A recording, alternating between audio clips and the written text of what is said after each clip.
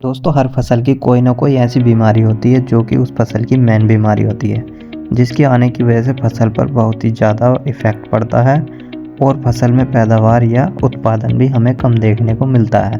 तो ऐसे ही आलू की फसल में एक बीमारी आती है जिसको हम लेट ब्लाइट के नाम से जानते हैं, जिसके आने के बाद हमारी आलू की फसल में अगर टाइम पर उपचार ना किया जाए तो लगभग 70 से 80% तक आलू की पैदावार में या उत्पादन में कमी आपको देखने को मिल सकती है।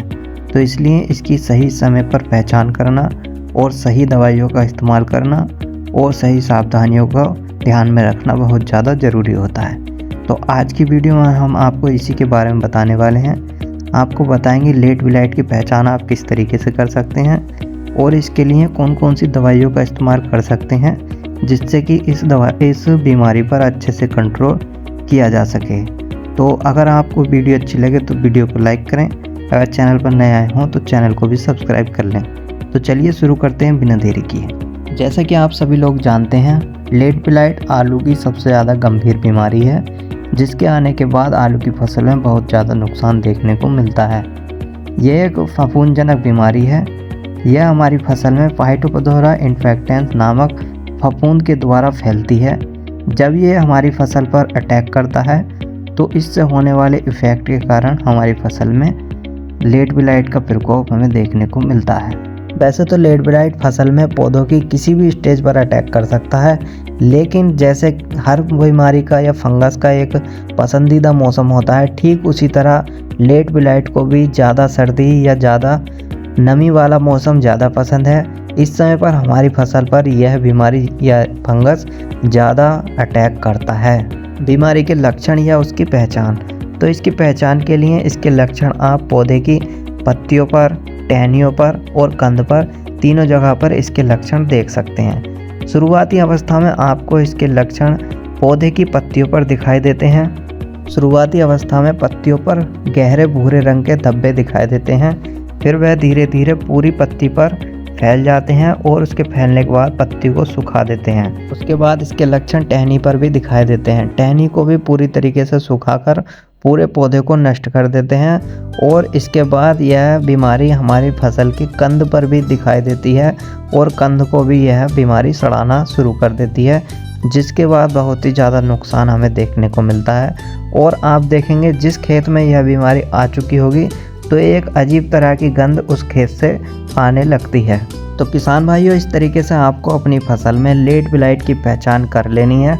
अगर आपकी फसल में ये सिम्टम या ये लक्षण दिखाई देते हैं तो तुरंत ही आपने अपनी फसल में इसको कंट्रोल करने के लिए दवाइयों का इस्तेमाल करना चाहिए और जो जो सावधानियां हम आपको बताएंगे उन सावधानियों को भी ज़रूर अपनाना चाहिए, क्योंकि ये बीमारी आने के बाद ये पूरी तरीके से पूरी फसल को नष्ट कर देती है, जिसके बाद हमारी फसल में बहुत ही ज़्यादा घाटा या उत्पादन कम निकल कर आता है।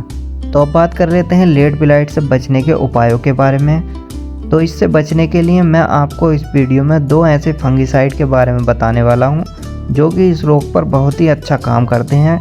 अगर इन फंगिसाइड का आप सही समय पर इस्तेमाल कर लेंगे तो आपको निश्चित ही अच्छे रिजल्ट देखने को मिल जाएंगे। तो पहला फंगिसाइड आपको मार्केट में बासप कंपनी की ओर से एग्रोवेट के नाम से देखने को मिल जाता है। इसके अंदर आपको डाइमेथोमोर 50% WP यानी पाउडर फॉर्म में इसके अंदर आपको देखने को मिल जाएगा।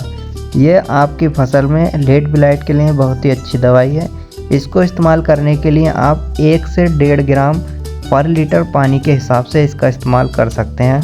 मतलब अगर आपकी 1 एकड़ की फसल है तब आप इसका इस्तेमाल 200 लीटर पानी में 200 ग्राम दवाई को घोल बनाकर स्प्रे के रूप में आप इसका इस्तेमाल कर लें, तब आपको अच्छे रिजल्ट मिलेंगे।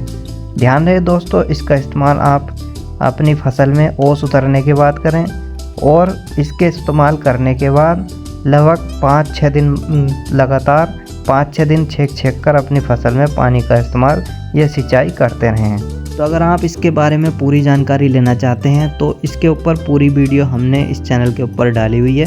अगर आप उसको देखना चाहते हैं तो उसका लिंक डिस्क्रिप्शन में दिया गया है, उस पर क्लिक करके आप उस वीडियो को विस्तार से देख सकते हैं।